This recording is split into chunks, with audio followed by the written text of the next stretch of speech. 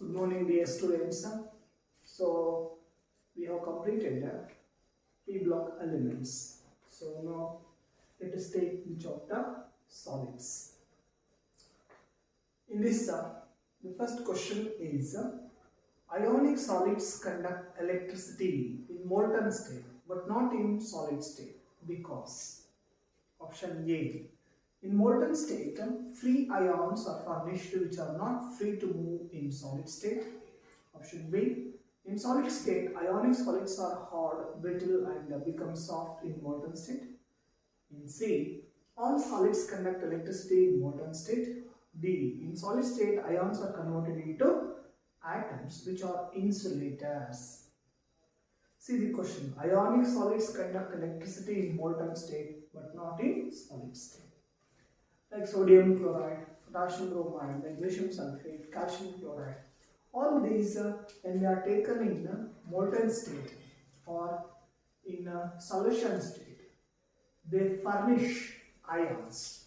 So, since they furnish ions, hence they are called as electrolytes. So, ಹಾಗಾಗಿ ionic solids, they gives ions.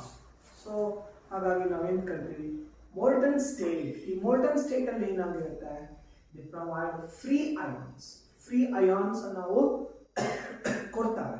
So ಹಾಗಾಗಿ they conduct electricity. ಹಾಗಾಗಿ ಅವುಗಳನ್ನು ನಾವು electrolytes ಅಂತ ಕರಿತೀವಿ. So ಈ ಮೋಲ್ಟನ್ ಸ್ಟೇಟ್ ಅಲ್ಲಿ ಫ್ರೀ ಅಯಾನ್ಸ್ ಬರುತ್ತೆ. ಅದೇ ಸಾಲಿಡ್ ಸ್ಟೇಟ್ ಅಲ್ಲಿ ಏನಾಗಿರುತ್ತೆ, so there is a close packing arrangement of these ions.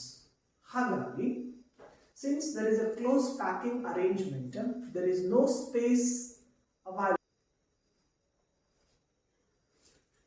Solid state alli enagutte, ee solid state alli there is a close packing arrangement. Hagagi ions move agಲಿಕ್ಕೆ ಜಾಗ ಇರಲ್ಲ. There is no space available for the movement of the ions. So hagagi option A ಬರುತ್ತೆ. Second question ನೋಡಿ. Solid X is a very hard solid which is electrical insulator. In solid as well as in molten state has extremely high melting point. What type of solid is it anta kelidare? Option A ionic solid, option B covalent solid, option C metallic solids, option D molecular solid. ಈ 4 types of solids ನಾವು ಕಲ್ತ್ಕೊಂಡಿದ್ದೇವೆ. ಯಾವುದು? ಒಂದು ionic, ಎರಡನೇದು molecular, ಮೂರನೇದು metallic, ನಾಲ್ಕನೇದು covalent.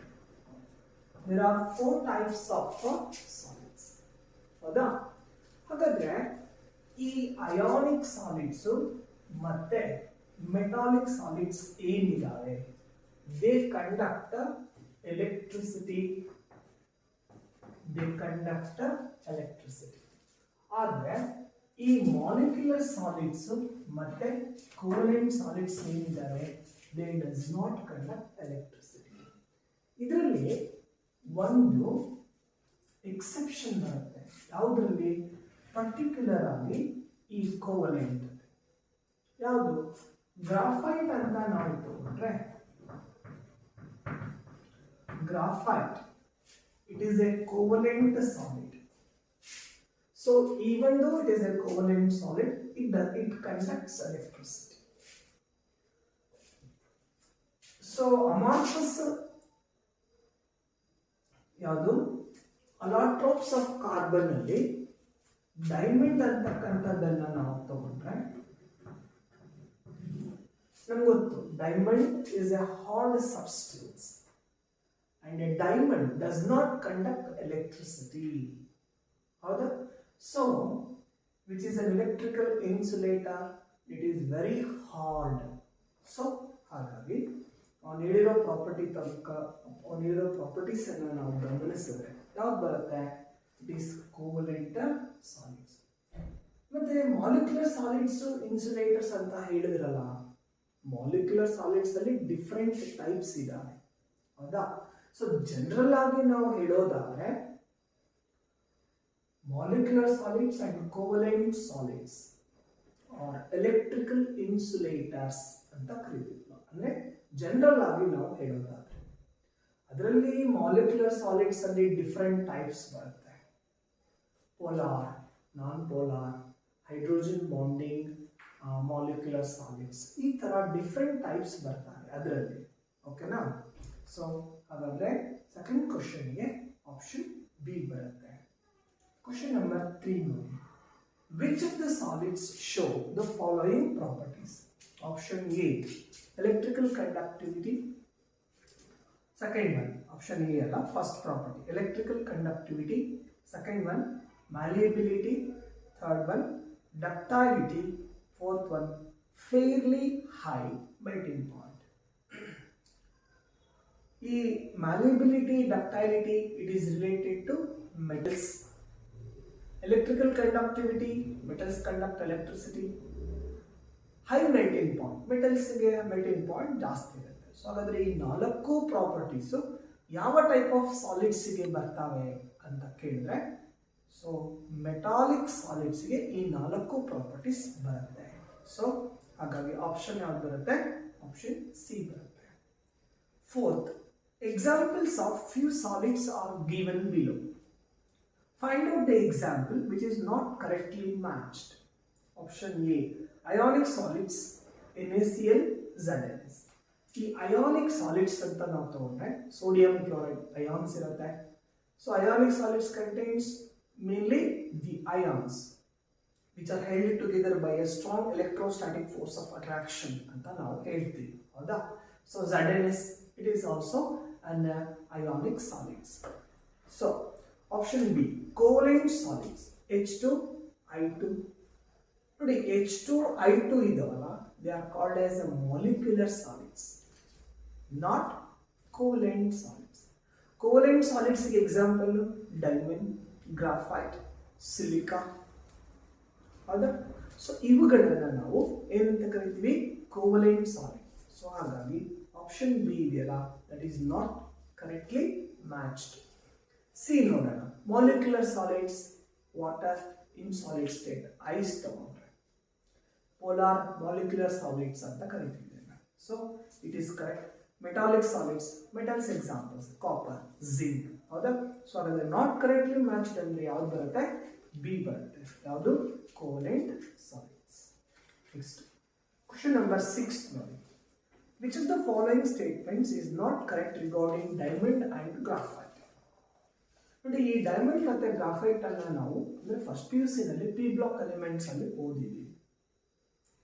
ಈ diamond ಮತ್ತೆ graphite ಇದೆಯಲ್ಲ, ಡೈಮಂಡ್ ಅಲ್ಲಿ sp3 ಹೈಬ್ರಿಡೈಸೇಷನ್ ಇರುತ್ತೆ, ಗ್ರಾಫೈಟ್ ಅಲ್ಲಿ sp2 ಹೈಬ್ರಿಡೈಸೇಷನ್ ಇರುತ್ತೆ. ಸೊ ಡೈಮಂಡ್ ಅಲ್ಲಿ sp3 ಹೈಬ್ರಿಡೈಸೇಷನ್ ಆಗೋದ್ರಿಂದ ಒಂದು ಕಾರ್ಬನ್ ಆಟಮ್ 4 ಕಾರ್ಬನ್ ಆಟಮ್ಗೆ ಟೆಟ್ರಾಹೈಡ್ರಲ್ ಲಿಂಕೇಜ್ ಇರುತ್ತೆ. ಅದೇ ಗ್ರಾಫೈಟ್ ಅಲ್ಲಿ ತಗೊಂಡಾಗ ಒಂದು carbon atom 3 carbon atoms attach ಆಗುತ್ತೆ.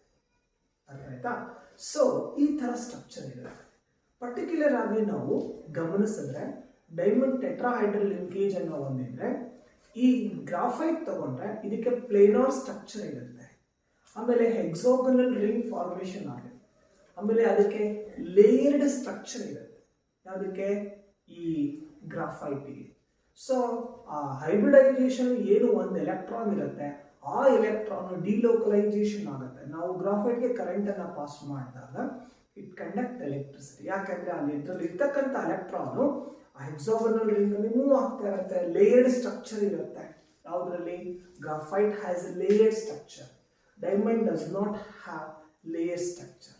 ಹೌದಾ? ಸೊ ಈ ಎಲ್ಲ ಪ್ರಾಪರ್ಟೀಸ್ ಅನ್ನ ಗಮನದಲ್ಲಿ ಇಟ್ಕೊಂಡು ನಾವು ಆಪ್ಷನ್ಸ್ ಅನ್ನ ನೋಡಬೇಕು. So in a diamond, each carbon atom is covalently bonded to 4 other carbon atoms. It is correct. In graphite, each carbon is covalently bonded to 3 other carbon atoms in the same plane because it undergoes sp2 hybridization. C node. The CC bond length in graphite is intermediate between single and a double bond distance. ಯಾಕೆಂದ್ರೆ ಅದರಲ್ಲಿ ಈ ತರ structure ಇರುತ್ತೆ.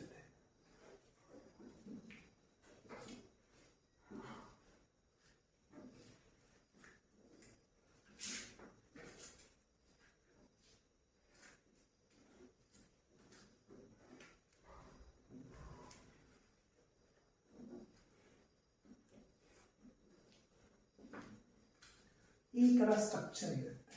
So ಹಾಗಾಗಿ ಆ bond length ಏನಿದೆ ಅದು intermediate, neither the single bond not the double bond.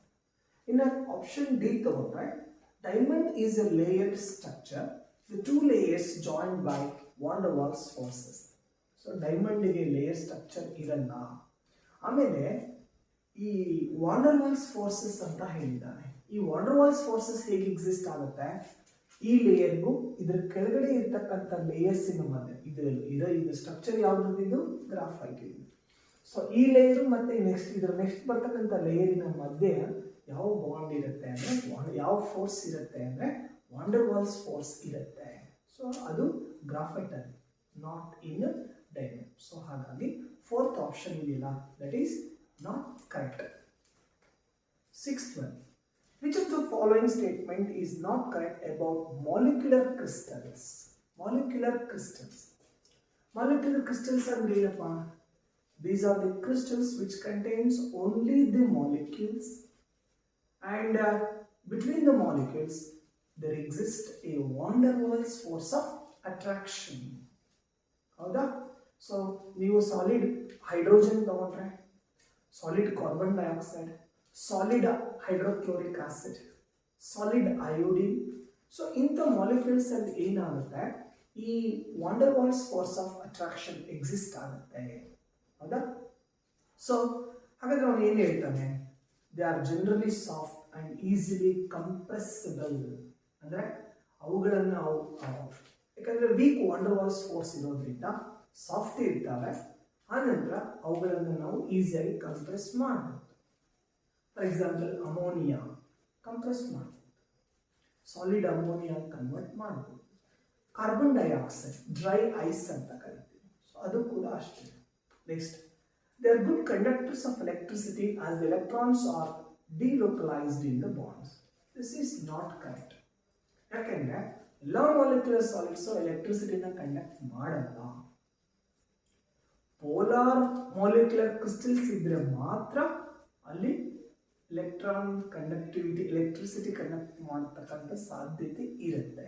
ಯಾಕಂದ್ರೆ ಮಾಲಿಕ್ಯೂಲ್ಸ್ ಮಧ್ಯೆ ಒಂದು ಮಾಲಿಕ್ಯುಲಲ್ಲಿ ಪೊಲಾರಿಟಿ ಇರುತ್ತೆ.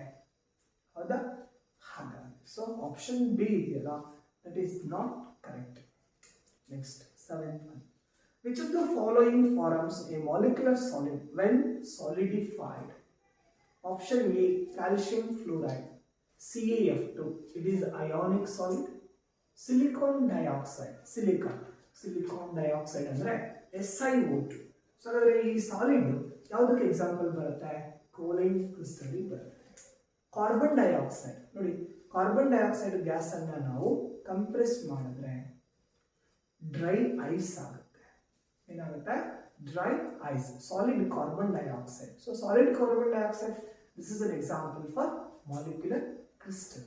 ಇನ್ನು sodium chloride is an example for ionic crystal. So ಹಾಗಾಗಿ ಆಪ್ಷನ್ ಯಾವ್ದು ಬರುತ್ತೆ? ಆಪ್ಷನ್ ಸಿ ಬರುತ್ತೆ. ನೆಕ್ಸ್ಟ್, ಕ್ವಶನ್ ನಂಬರ್ 8 ನೋಡಿ. Monoclinic sulphur is an example of a monoclinic crystal system. monoclinic crystal system. So ಎಷ್ಟು ಟೈಪ್ಸ್ ಆಫ್ ಕ್ರಿಸ್ಟಲ್ಸ್ ಇದಾವೆ? 7 types of crystals ಇದಾವೆ. ಯಾವ್ದು? CHMOT cube ಅಂತ ಕರಿತೀವಿ. ಏನ್ ಕರಿತೀವಿ? CHMOT cube. C ಅಂದ್ರೆ ಕ್ಯೂಬಿಕ್, H ಅಂದ್ರೆ ಹೆಕ್ಸಾಗೋನಲ್, M ಅಂದ್ರೆ ಮೊನೋಕ್ಲಿನಿಕ್, O ಅಂದ್ರೆ ಆರ್ಥೋಹೈಡ್ರಲ್, ಆರ್ಥೋರೋಂಬಿಕ್, T ಕ್ಯೂಬ್ ಅಂತಿದ್ದಾನೆ. T ಕ್ಯೂಬ್ ಅಂದ್ರೆ ಟ್ರಿಗೋನಲ್, ಟೆಟ್ರಾಹೈಡ್ರಲ್, ಟ್ರೈಕ್ಲಿನಿಕ್. ನಾನು ಅದನ್ನ ಶಾರ್ಟ್ ಫಾರ್ಮ್ ಅಲ್ಲಿ ಅಷ್ಟೊಂದೆಲ್ಲ ನೆನಪಿಟ್ಕೊಳ್ಳೋ ಬದಲು ಅದನ್ನ CHMOT ಕ್ಯೂಬ್ ಅಂತ ತಗೊಂಡಿದ್ದೇನೆ. C ಅಂದ್ರೆ ಕ್ಯೂಬಿಕ್, H ಅಂದ್ರೆ ಹೆಕ್ಸಾಗೋನಲ್, M ಅಂದ್ರೆ ಮೊನೋಕ್ಲಿನಿಕ್, ಆರ್ಥೋಹೈಡ್ರಲ್, ಆರ್ಥೋರೋಂಬಿಕ್, T ಕ್ಯೂಬ್ ಅಂದ್ರೆ 3 T ಇದಾವೆ. ಸೊ ಟ್ರಿಗೋನಲ್, ಟೆಟ್ರಾಹೈಡ್ರಲ್ ಮತ್ತೆ ಟ್ರೈಕ್ಲಿನಿಕ್. ಸೊ ಇಲ್ಲಿ ಅವನು ಏನಂತ ಹೇಳಿದ್ದಾನೆ, ಈ ಮೊನೋಕ್ಲಿನಿಕ್ ಸಲ್ಫರ್ ಇದೆಯಲ್ಲ, ಮೊನೋಕ್ಲಿನಿಕ್ ಸಲ್ಫರ್ 2 ತರ ಸಲ್ಫರ್, ಅಲೋಟ್ರೋಪ್ಸ್ ಆಫ್ ಸಲ್ಫರ್ಸ್ 2 ಇದೆ. ಒಂದು ಮೊನೋಕ್ಲಿನಿಕ್, ಇನ್ನೊಂದು ರೋಂಬೋಹೈಡ್ರಿಲ್ ಅಂತ ಕರಿತೀವಿ. ಎರಡು ತರ ಸಲ್ಫರ್ ಇದೆ, ಅಲಾಟ್ರೋಪ್ಸ್ ಆಫ್ ಸಲ್ಫರ್ಸ್. ಸೊ ಹಾಗಾದ್ರೆ what are the characteristic of A crystal system? ಅವನು ಇಲ್ಲಿ ಕೆಲವೊಂದನ್ನು ಕೊಟ್ಟಿದ್ದಾನೆ. ನಾವು ಎಡ್ಜ್ ಲೆಂತ್ ಮತ್ತೆ ಆಕ್ಸಿಯಲ್ ಆಂಗಲ್, ಆಕ್ಸಿಯಲ್ ಬಾಂಡ್ಸ್ ಅಂತ ನಾವೇನು ಕರಿತೀವಿ, ಆಕ್ಸಿಯಲ್ ಆಂಗಲ್ಸ್ ಅಂತ ನಾವೇನು ಕರಿತೀವಿ ಸಾಲಿಡ್ಸ್ ಅಲ್ಲಿ, ಅದರ ಆಧಾರದ ಮೇಲೆ ನಾವು 7 ಟೈಪ್ಸ್ ಆಫ್ ಕ್ರಿಸ್ಟಲ್ಸ್ ಅಂತ ಕರಿತೀವಿ. ನಾವು ಯಾವುದೇ ಒಂದು ಸಾಲಿಡ್ ಅನ್ನ ತಗೊಂಡ್ರೆ ಈ 7 ಟೈಪ್ಸ್ ಅಲ್ಲಿ ಅದು ಯಾವ್ದಾದ್ರು ಒಂದು ಬರುತ್ತೆ. ಈಗ ಆಪ್ಷನ್ ಎ ತಗೊಂಡ್ರೆ A is not equal to B, not equal to C, alpha is equal to beta, that is equal to gamma, that is equal to 90 degree. ಇದು ಯಾವ ಸಾಲಿಡಿನ ಕ್ಯಾರೆಕ್ಟರಿಸ್ಟಿಕ್ ಆಗುತ್ತೆ? It is orthorhombic. Option B, A is not equal to B, not equal to C. Alpha is not equal to beta, not equal to gamma. That is not equal to 90 degree. So ಇದು ಯಾವ solid ಇಂದ ಅಂದ್ರೆ it is triclinic ಅಂತ ಕರೀತಾರೆ. ಅದು triclinic. Option C ತಗೊಂಡ್ರೆ A is equal to B but not equal to C. Alpha is equal to beta, that is equal to gamma, that is equal to 90 degree. ಹಾಗಾದ್ರೆ ಇದು ಯಾವ crystal? It is tetragonal ಆಗುತ್ತೆ. ಇನ್ನು C ಕೊಟ್ಟಿದ್ದಾರೆ. Next D ಅಂತ ಮಾಡ್ಕೊಳ್ಳಿ. A is not equal to B, not equal to C, alpha is equal to gamma, that is equal to 90 degree, and beta is not equal to 90 degree. So this is the characteristic of monoclinic crystal. Monoclinic, M, monoclinic. So ಹಾಗಾಗಿ option C ಬರುತ್ತೆ. Which of the following solids is the structure of cesium chloride? So ಕೆಲವೊಂದು examples ಅನ್ನ ನಾವು ಕೊಟ್ಟಿದ್ದೀವಿ. 7 types of crystals ಗೆ ಕೆಲವೊಂದು examples ಇದಾವೆ. For example sodium chloride ಅನ್ನ ತಗೊಂಡ್ರೆ, ಸೋಡಿಯಂ ಕ್ಲೋರೈಡ್ ಅಂತಕ್ಕಂಥದ್ದು it's an example for FCC ಆಗುತ್ತೆ. ಅದೇ ಸೀಸಿಯಂ ಕ್ಲೋರೈಡ್ ತಗೊಂಡ್ರೆ this is an example for body centre ಕ್ಯೂ, ಅಂದ್ರೆ ಅದನ್ನ ನಾವು BCC ಅಂತ ಹೇಳ್ತೀವಿ. ಹೌದಾ? ಸೊ ಹಾಗಾಗಿ ಯಾವ್ದು ಬರುತ್ತೆ ಆಪ್ಷನ್ ಇಲ್ಲಿ? It is BCC. Next question number 10 ನೋಡಿ. Which of the following primitive cells shows the given parameters? ಏನು ಕೊಟ್ಟಿದ್ದಾನೆ parameters? A is not equal to B, not equal to C. Alpha is equal to beta, that is equal to gamma, that is equal to how much? 90 degree. So it is a characteristic of ಮೇಲ್ಗಡೆ question ಅಲ್ಲಿ ಇದೆ. ಇದು ಯಾವ ಏನಂತ ಹೇಳಿದೆ ನಾನು ಮೇಲ್ಗಡೆ question ಅಲ್ಲಿ? It is ಆರ್ಥೋರೋಬಿಕ್. ಸೊ ಹಾಗಾಗಿ ಯಾವ್ದು ಬರುತ್ತೆ? ಆಪ್ಷನ್ ಸಿ ಬರುತ್ತೆ. Now question number 11. A crystal is formed by two elements X and Y in cubic structure. X atoms are at the corners of a cube while Y atoms are at the face center. The formula of the compound will be, ಒಂದು cube ಅಲ್ಲಿ ಎರಡು atoms ಇದ್ದಾವೆ. ಯಾವ್ದು? X ಮತ್ತೆ Y. X ಎಲ್ಲಿದೆ? Corner ಅಲ್ಲಿ ಇರುತ್ತೆ. ಹೌದಾ? ಮತ್ತೆ Y ಎಲ್ಲಿ ಇರುತ್ತೆ? Y are at the face centre. Face centre. ಹೌದಾ? ನಮ್ಗೆ ಗೊತ್ತಿದೆ a particle present at the corner is shared by 8 unit cells. 8 unit cells. ಹೌದಾ? ಸೊ ಹಾಗಾದ್ರೆ ಒಂದು ಕಾರ್ನರ್ ಇಂದ ಎಷ್ಟು ಪಾರ್ಟಿಕಲ್ಸ್ ಬರುತ್ತೆ? 1/8. ಸೊ ಹಾಗಾದ್ರೆ ಒಂದು ಕ್ಯೂಬ್ ಅಲ್ಲಿ ಎಷ್ಟು ಕಾರ್ನರ್ಸ್ ಇರುತ್ತೆ? 8 ಕಾರ್ನರ್ಸ್ ಇರುತ್ತೆ. So into 8. ಅಲ್ಲಿಗೆ ಕಾಂಟ್ರಿಬ್ಯೂಷನ್ ಫ್ರಮ್ ಕಾರ್ನರ್ ಎಷ್ಟು? 1 ಆಗುತ್ತೆ. ಇಲ್ಲಿ ಬಂದ್ರೆ face centre, a particle present at the centre of the face is shared by 2 unit cells. ಹಾಗಾದ್ರೆ ಒಂದು ಫೇಸ್ ಇಂದ ವಾಟ್ ಇಸ್ ದ ಕಾಂಟ್ರಿಬ್ಯೂಷನ್? 1/2. ಹಾಗಾದ್ರೆ ಅಂತ ಫೇಸ್ ಎಷ್ಟಿರ್ತವೆ? ಕ್ಯೂಬ್ ಅಲ್ಲಿ 6 ಫೇಸಸ್ ಇರ್ತವೆ. ಸೊ ಅಲ್ಲಿಗೆ ಎಷ್ಟಾಯ್ತು? 3 ಆಯ್ತು. ಸೊ x is to 1 ಅಂದ್ರೆ 1:3 ಅಂದ್ರೆ ಅರ್ಥ x1 y3. This is the formula of the compound. ಬರುತ್ತೆ. ಓಕೆನಾ?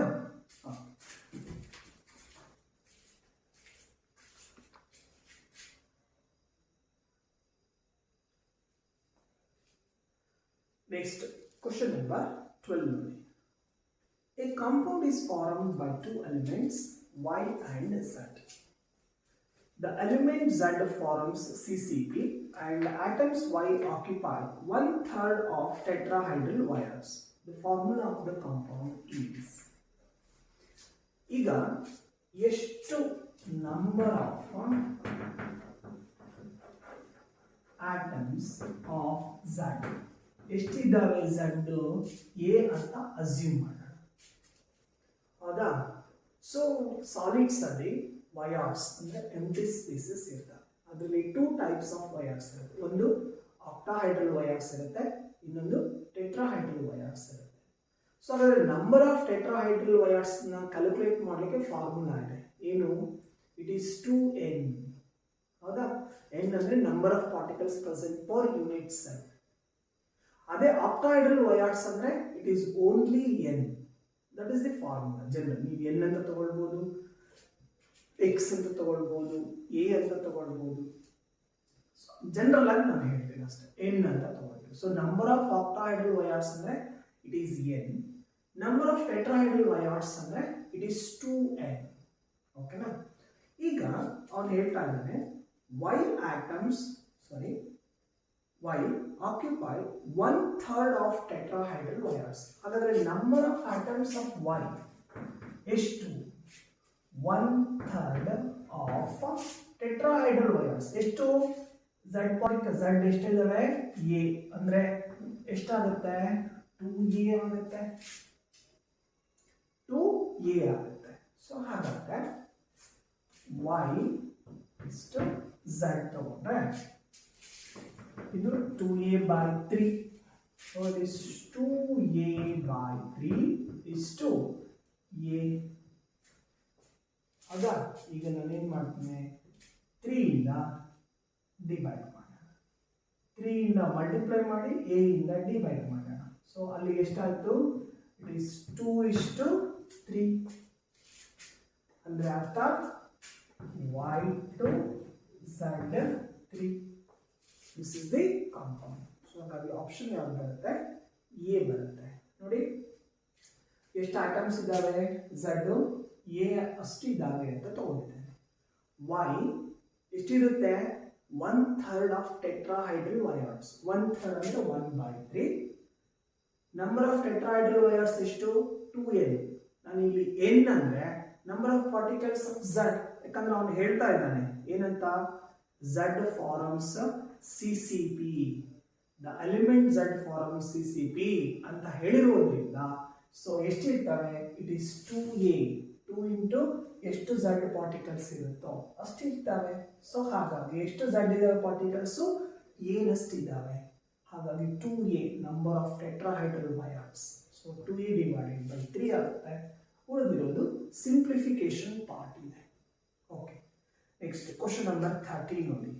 If 3 elements X, Y and Z crystallizes in a CCP lattice with X atoms at the corners, Y atoms at the cube center and Z atoms at the edges, the formula of the compound will be.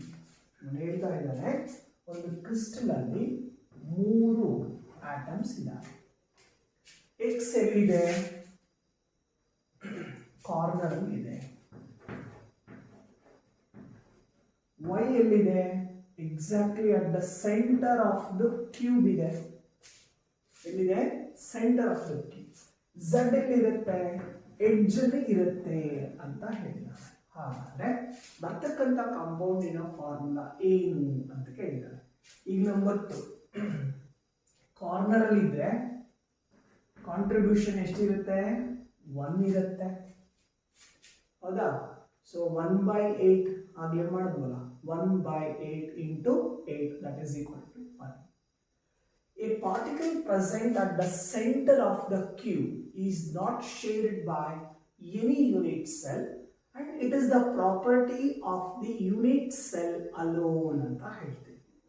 ನೋಡಿ, a particle present at the center of the cube is not shared by any unit cell and it is the property of that unit cell. ಹಾಗಾದ್ರೆ ಆ particle centre of the cube ಇದ್ದಾಗ ಎಷ್ಟಿರುತ್ತೆ contribution ಅಂತ ಕೇಳಿದ್ರೆ it is 1 ಇರುತ್ತೆ. ಹಾಗಾದ್ರೆ ಒಂದು particle ಕ್ಯೂಬಿನ ಎಡ್ಜಲ್ಲಿ ಇದ್ರೆ ಆ ಪಾರ್ಟಿಕಲ್ ಅನ್ನ ಎಷ್ಟು ಯೂನಿಟ್ ಸೆಲ್ಸ್ ಶೇರ್ ಮಾಡ್ಕೊಳ್ತಾರೆ ನೋಡಿ. ನಾವು ಈ particle present at the edge ಓದಿಲ್ಲ, ಕಾರ್ನರ್ ಅಲ್ಲಿ ಓದಿದ್ದೀವಿ, ಅಟ್ ದ ಸೆಂಟರ್ ಓದಿದ್ದೀವಿ, ಅಟ್ ದಿ ಫೇಸ್ ಅಲ್ಲಿ ಓದಿದ್ದೀವಿ, ಹೌದಾ? ಹಾಗಾಗಿ so a particle present at the edge it is shared by 4 unit cells. A particle present at the edge is shared by 4 unit cells. ಹಾಗಾದ್ರೆ 1/4 cube ಅಲ್ಲಿ ಎಷ್ಟು edges ಇರ್ತವೆ? 12 edges ಇರ್ತವೆ. ಎಷ್ಟು ಎಡ್ಜಸ್ ಇರುತ್ತೆ? 12 ಎಡ್ಜಸ್ ಇರುತ್ತೆ. ಸೊ ಹಾಗಾದ್ರೆ ಎಷ್ಟು ಬರುತ್ತೆ? It is 3. x ಎಷ್ಟು 1, y ಎಷ್ಟು 1, z ಎಷ್ಟು 3. This is the formula of the compound. So x1, y1 and z3 ಬರುತ್ತೆ. ಓಕೆನಾ? ನೆಕ್ಸ್ಟ್ ಆಪ್ಷನ್ ಯಾವುದು? It is C. Now question number 14 ನೋಡಿ. A cubic solid is made up of 2 elements P and Q. Atoms P are present at the corners of the cube and atoms Q are present at the body center. What is the formula of the compound and what are the coordination numbers of P and Q? Just on x side y ಬದಲು P and Q ಕೊಟ್ಟಿದ್ದಾರೆ. P and Q separate ಮಾಡ್ಕೊಂಡಿದ್ದಾರೆ. P ಎಲ್ಲಿದೆ? Corner ಅಲ್ಲಿ ಇದೆ. Q ಎಲ್ಲಿರುತ್ತೆ? ಅವನು ಹೇಳ್ತಾ ಇದ್ದಾನೆ Q are present at the body center, ಅಂದ್ರೆ center of the cube. So ಹಾಗಾದ್ರೆ ಕಾಂಟ್ರಿಬ್ಯೂಷನ್ ಬೋರ್ಡ್ ಮೇಲೆ ಇದೆ. ಕಾಂಟ್ರಿಬ್ಯೂಷನ್ ಇಟ್ ಈಸ್ 1, Q ನ ಕಾಂಟ್ರಿಬ್ಯೂಷನ್ 1. ಫಾರ್ಮುಲಾ ಏನು? P1 Q1. ಸೊ ಹಾಗಾದ್ರೆ ಬಾಡಿ ಸೆಂಟರ್ ಅಲ್ಲಿ what is the coordination number? ಗೊತ್ತು, FCC ನಲ್ಲಿ ಕೋಆರ್ಡಿನೇಷನ್ ನಂಬರ್ 6 ಇರುತ್ತೆ. What is the coordination number in BCC? It is 8. So ಹಾಗಾದ್ರೆ formula P1 Q1 coordination number 8:8. So ಹಾಗಾಗಿ option ಯಾವ್ದು ಬರುತ್ತೆ? ಆಪ್ಷನ್ ಡಿ ಬರುತ್ತೆ. Now question number 15 ನೋಡಿ. If the radius of an octahedral wire is R and the radius of atoms in close packing is R, the relation between R and R is option A. Option A ನಲ್ಲಿ ಸ್ವಲ್ಪ change ಮಾಡ್ಕೊಳ್ಳಿ. ಅವನು capital R ಕೊಟ್ಟಿದ್ದಾನೆ, ಅದನ್ನ small R ಅಂತ ಮಾಡ್ಕೊಳ್ಳಿ. R is equal to 0.414 capital R. So this is the correct option. Now question number 16 ನೋಡಿ. A metal crystallizes into lattice containing a sequence of layers as AB AB AB ಅಂತ ಕೊಟ್ಟಿದ್ದಾನೆ. ಯಾವ್ದು? AB AB AB. ಇದು ಒಂಥರ. ಇನ್ನೊಂಥರ arrangement ಇದೆ. ಯಾವುದು? ABC ABC ABC. ಎರಡು ತರ ಅರೇಂಜ್ಮೆಂಟ್ಸ್ ಇದೆ. ಸೊ ನಾವು AB ಸ್ಟ್ರಕ್ಚರ್ ತಗೊಂಡ್ರೆ ಈ ತರ ಸ್ಟ್ರಕ್ಚರ್ ಇದ್ರೆ it is HCP. ABC structure ಇದ್ರೆ it is CCP. So AB structure ಇದ್ರೆ ಹೆಕ್ಸಾಗನಲ್ ಕ್ಲೋಸ್ ಪ್ಯಾಕಿಂಗ್ ಅಂತ ಕರಿತೀವಿ. ಅದೇ ABC ಇದ್ರೆ ಇದನ್ನ CCP ಅಂತ ಕರಿತೀವಿ. CCP ಅಂದ್ರೆ ಕ್ಯೂಬಿಕ್ ಕ್ಲೋಸ್ ಪ್ಯಾಕಿಂಗ್ ಅಂತ. ಹೌದಾ? ಸೊ ಎರಡರಲ್ಲೂ HCP ಇರಲಿ ಅಥವಾ CCP ಇರಲಿ, ಎರಡರಲ್ಲೂ ಪ್ಯಾಕಿಂಗ್ ಎಫಿಷಿಯನ್ಸಿ ಎಷ್ಟಿರುತ್ತೆ? 74 ಇರುತ್ತೆ. ಸೊ ಎರಡೂ ತರ ಸಾಲಿಡ್ಸ್ ಅಲ್ಲೂ ಪ್ಯಾಕಿಂಗ್ ಎಫಿಷಿಯನ್ಸಿ ಎಷ್ಟಿರುತ್ತೆ? 74. ಕ್ವಶನ್ ಅಲ್ಲಿ ನಮಗೆ ಏನು ಕೇಳಿದಾನೆ ಅಂದ್ರೆ what percentage of voids is left in the lattice? ಎಷ್ಟು ಎಂಟಿ ಸ್ಪೇಸ್ ಉಳಿಯುತ್ತೆ? ವಯಾಟ್ಸ್ ಅಂದ್ರೆ ಎಂಟಿ ಸ್ಪೇಸ್. ಸೊ ಎಷ್ಟು ವಯಾಟ್ಸ್ ಉಳಿಯುತ್ತೆ? ಎಂಟಿ ಸ್ಪೇಸ್ ಎಷ್ಟು ಉಳಿಯುತ್ತೆ? ಸೊ ಪ್ಯಾಕಿಂಗ್ ಎಫಿಷಿಯನ್ಸಿ ಅಂದ್ರೆ ಎಷ್ಟು ತುಂಬಿಕೊಂಡಿದೆ ಅಂತ. ಸೊ ಎಷ್ಟು ಉಳಿಯುತ್ತೆ ಅನ್ನೋದನ್ನ ಹೆಂಗೆ ಕ್ಯಾಲ್ಕುಲೇಟ್ ಮಾಡ್ತೀವಿ? It is 100 minus 74. So that is equal to 26. What is 74? This is the packing efficiency. So 100 ಅಲ್ಲಿ ಈ ಪ್ಯಾಕಿಂಗ್ ಎಫಿಷಿಯನ್ಸಿನ ಡಿಫರೆನ್ಸ್ ಮಾಡಿದ್ರೆ ನಮಗೆ ಎಷ್ಟು ವಯಾರ್ಸ್ ಆ ಸಾಲಿಡ್ಸ್ ಅಲ್ಲಿ ಎಷ್ಟು ಎಂಟಿ ಸ್ಪೇಸ್ ಉಳಿಯುತ್ತೆ ಅನ್ನೋದು ಸಿಗುತ್ತೆ. ಸೊ ಹಾಗಾದ್ರೆ ಅದು HCP ಇರಲಿ ಅಥವಾ CCP ಇರಲಿ ಎಷ್ಟು ಎಂಟಿ ಸ್ಪೇಸ್ ಉಳಿಯುತ್ತೆ? 26%. ಸೊ ನಮಗೆ ಕೊಟ್ಟಿರೋದು ಅವನಿಲ್ಲಿ ಬರೀ AB ಕೊಟ್ಟಿದ್ದಾನೆ. ಸೊ ನೆನಪಿರಲಿ AB ಅರೇಂಜ್ಮೆಂಟ್ ಇದ್ರೆ ಹೆಕ್ಸಾಗೋನಲ್ ಕ್ಲೋಸ್ ಪ್ಯಾಕಿಂಗ್ ಇರುತ್ತೆ. ABC ಅರೇಂಜ್ಮೆಂಟ್ಸ್ ಇದ್ದಾಗ ಕ್ಯೂಬಿಕ್ ಕ್ಲೋಸ್ ಪ್ಯಾಕಿಂಗ್ ಇರುತ್ತೆ. ಗೊತ್ತಾಯ್ತಾ? ಸೊ ಕ್ವಶನ್ ನಂಬರ್ 17 ನೋಡಿ. A crystal lattice with alternative positive and negative ions has a radius ratio 0.524. ನೋಡಿ 0.524. The coordination number of the lattice is. So different coordination number ಇದೆ ನೋಡಿ. 0.2225, 0.2212, 0.414 ಈ ತರ ಇದೆ. ಕೋಆರ್ಡಿನೇಷನ್ ನಂಬರ್ ಎಷ್ಟಿರುತ್ತೆ? 4 ಇರುತ್ತೆ. 0.414, 0.732, ಇದು 2 to 5 ಆಗುತ್ತೆ. 0.2. So 0.414 ಇಂದ 0.732 ಇದೆ. ಕೋಆರ್ಡಿನೇಷನ್ ನಂಬರ್ 6 ಇರುತ್ತೆ. ಸೊ 0.732 ಇಂದ 1 ಇದ್ರೆ ಸೊ ಇಟ್ ಈಸ್ 8 ಇರುತ್ತೆ. ಹೌದಾ? ಸೊ ನಮ್ಗೆ ಇಲ್ಲಿ ಎಷ್ಟು ಕೊಟ್ಟಿದ್ದಾನೆ? 0.524. ಸೊ ಹಾಗಾದ್ರೆ ಕೋಆರ್ಡಿನೇಷನ್ ನಂಬರ್ ಎಷ್ಟಿರುತ್ತೆ? ಇಟ್ ಈಸ್ 6 ಇರುತ್ತೆ. ಸೊ ಹಾಗಾಗಿ option B. Next question number 18. A solid AB has a rock salt structure. Rock salt structure ಅಂದ್ರೆ sodium chloride structure.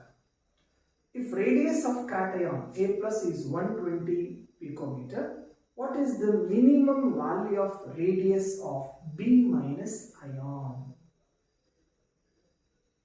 ಈಗ ನಮಗೆ ಫಾರ್ಮುಲಾ ಇದೆ. ಏನು? ರೇಡಿಯಸ್ ರೇಷಿಯೋ RR ಅಂತ ಕರೀತೀವಿ. What do you mean by radius ratio? It is the ratio of radius of cation to the radius of anion. So ನಮಗೆ radius ratio ಕೊಟ್ಟಿಲ್ಲ. ಏನು ಹೇಳಿದ್ದಾನೆ? ರಾಕ್ ಸಾಲ್ಟ್ ಸ್ಟ್ರಕ್ಚರ್ ಇರುತ್ತೆ. ಹಾಗಾದ್ರೆ ರಾಕ್ ಸಾಲ್ಟ್ ಸ್ಟ್ರಕ್ಚರ್ ಅಂದ್ರೆ ಯಾವುದು? FCC. FCC ನಲ್ಲಿ coordination number ಎಷ್ಟಿರುತ್ತೆ? 6 ಇರುತ್ತೆ. ಹೌದಾ? ಸೊ ಹಾಗಾದ್ರೆ ಕೋಆರ್ಡಿನೇಷನ್ ನಂಬರ್ 6 ಇದ್ದಾಗ ಅರ್ಥನೇ. ಸೊ ಕೋಆರ್ಡಿನೇಷನ್ ನಂಬರ್ 6 ಇದ್ದಾಗ ಲಿಮಿಟಿಂಗ್ ರೇಡಿಯಸ್ ರೇಷಿಯೋ ಎಷ್ಟಿರುತ್ತೆ? ಲೀಸ್ಟ್ ಅಂದ್ರೆ ಎಷ್ಟಿರುತ್ತೆ? ಇದು ಲಿಮಿಟಿಂಗ್ ರೇಡಿಯಸ್ ರೇಷಿಯೋ ಎಷ್ಟು? 0.414. ಸೊ ಹಾಗಾದ್ರೆ ರೇಡಿಯಸ್ ರೇಷಿಯೋ ಎಷ್ಟು? 0.414. ಹೌದಾ? ಯಾಕಂದ್ರೆ ಅವರು ರೇಡಿಯಸ್ ರೇಷಿಯೋ ಕೊಟ್ಟಿಲ್ಲ.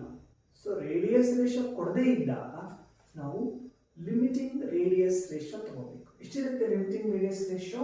0.414. ಇಲ್ಲಿಂದ ಸ್ಟಾರ್ಟ್ ಆಗುತ್ತೆ. ಇದನ್ನ ನಾವು ಲಿಮಿಟಿಂಗ್ ರೇಡಿಯಸ್ ರೇಷಿಯೋ ಅಂತ ಹೇಳ್ತೇವೆ. ಸೊ ಹಾಗಾದ್ರೆ ನಮಗೆ ಏನು ಕೇಳಿದಾನೆ?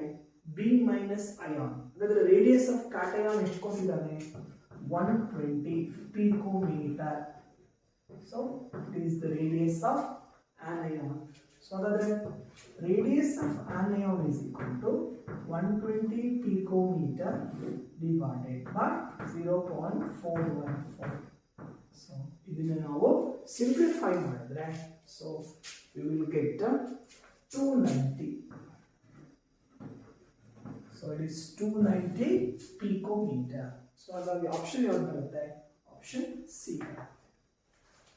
Next, question number 19 ನೋಡಿ. In ABC packing, if the number of atoms in the unit cell is n, then the number of tetrahedral vials in the unit cell equal to.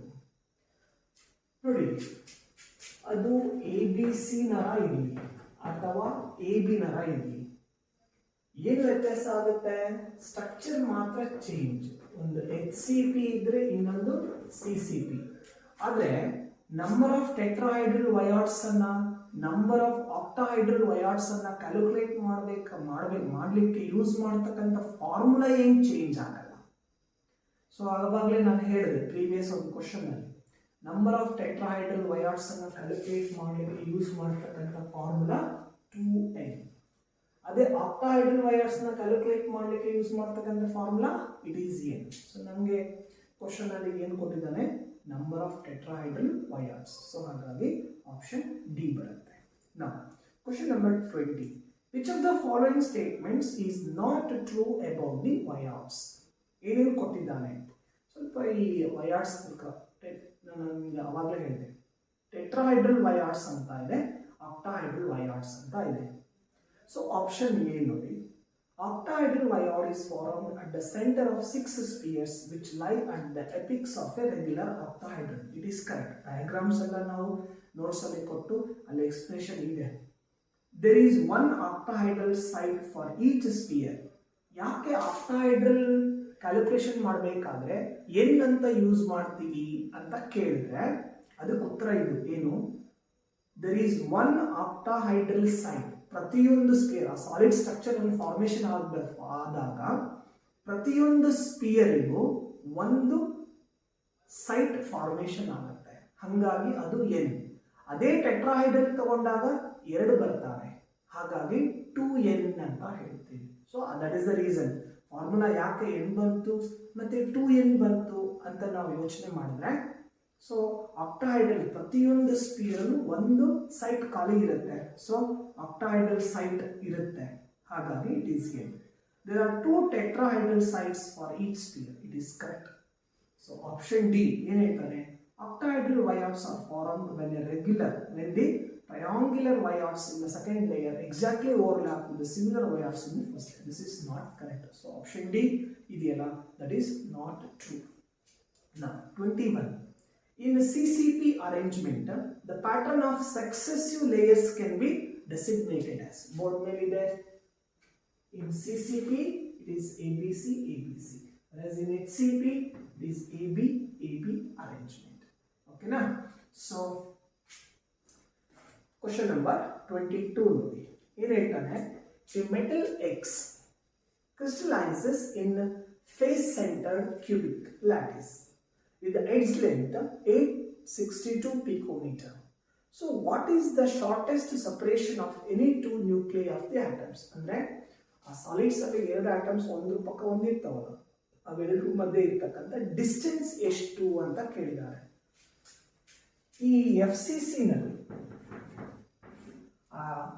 the distance between the 2 neighboring atoms ನ calculate ಮಾಡಲಿಕ್ಕೆ formula ಇದೆ.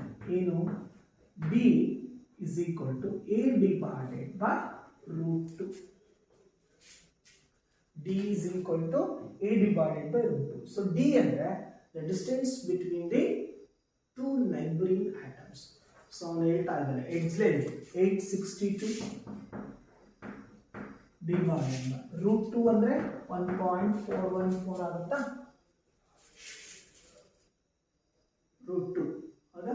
So ಇದನ್ನು calculate ಮಾಡಿದ್ರೆ divide ಮಾಡಿದ್ರೆ you will get 609 picometre. ಓಕೆನಾ.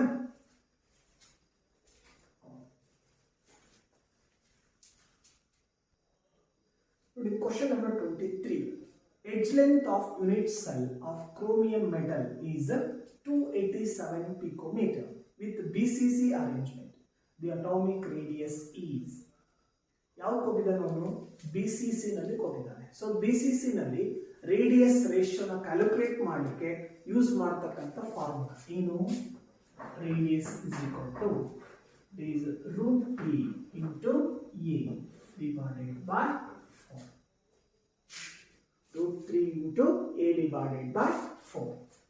So it is root 3 into edge length ಎಷ್ಟು ಕೊಟ್ಟಿದ್ದಾನೆ, 287 ಕೊಟ್ಟಿದ್ದಾನೆ. 287 divided by 4.